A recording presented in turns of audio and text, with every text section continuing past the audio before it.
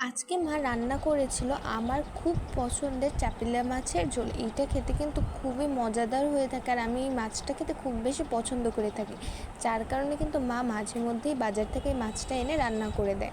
এইখানে কিন্তু চাপিলা মাছগুলো কেটে পরিষ্কার করে নিয়ে তার ভিতরে কিন্তু হলুদ আর লবণ দিয়ে ভালো করে মা এখন এটা মেখে রাখবে কিছুক্ষণের জন্য। তারপর একটা কড়াইয়ের ভিতর সাদা তেল গরম করতে বসিয়ে দেবে। সাদা তেলটা ভালো করে গরম হয়ে আসলে তারপর কিন্তু এক এক করে খুব আস্তে মাছগুলো মা দিয়ে দিচ্ছিল। এই মাছগুলো কিন্তু খুব আস্তে আস্তে করে ভেজে নিতে হবে, তা না হলে কিন্তু ভেঙে যেতে পারে। অনেকেই আছে যারা কিনা এই চাপিলা মাছটা খেতে একদমই পছন্দ করেন না, কিন্তু এই মাছটা খেতে আমি খুব বেশি পছন্দ করে থাকি।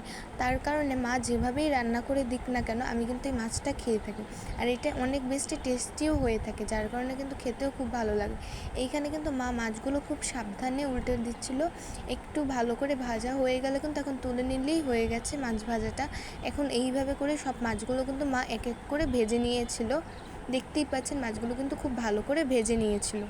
মাছের ঝোলের জন্য মশলা নিয়েছিল কাঁচামরিচ, শুকনো মরিচ, কালো জিরা আর জিরা।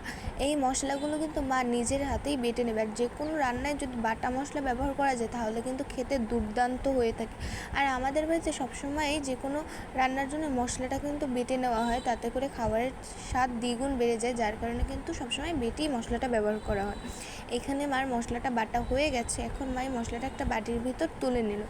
মশলাটা বাটির ভিতর তুলে নেওয়ার পর তার ভিতর মা দিয়ে দেবে হলুদের গুঁড়া, আর স্বাদ অনুযায়ী লবণটা কিন্তু দিয়ে দেবে। এখনই লবণটা দিলে পরবর্তীতে আর ঝোলে কিন্তু লবণটা দেওয়ার প্রয়োজন হবে না। এখন ওই মাছ ভাজা তেলের ভিতরেই কিন্তু মা কালো জিরা ফোড়ন হিসেবেই দিয়ে দিয়েছে। কালো জিরা ফোড়ন হিসেবে দিয়ে দেওয়ার পর মা দিয়ে দেবে যে মশলাটা বেটে রেখেছিলো, সেই মশলাটা কিন্তু দিয়ে দেবে। মশলাটা দিয়ে বেশ সময় নিয়ে ভালো করে কিন্তু কষিয়ে নিতে হবে।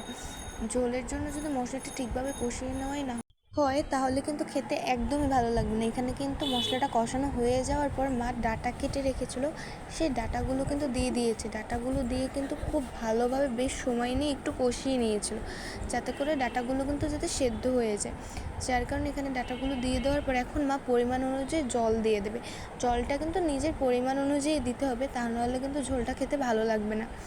এখানে জলটা দেওয়া হয়ে গেছে, এখন মা ঝোলটা ফুটার জন্য কিন্তু ওয়েট করবে। যখনই ঝোলটা ফুটে উঠবে ভালোভাবে তখন কিন্তু মাছগুলো দিয়ে দেবে।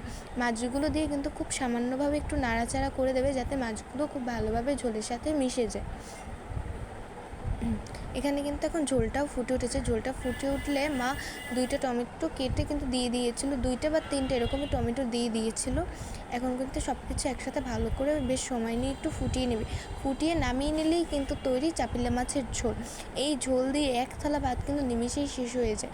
এটি ভালো লাগলে আমাদের পেজটি লাইক, কমেন্ট, শেয়ার করে পাশে থাকবেন, আর এরকম আরও রেসিপি পেতে পেজটি কিন্তু অবশ্যই ফলো করে যাবেন।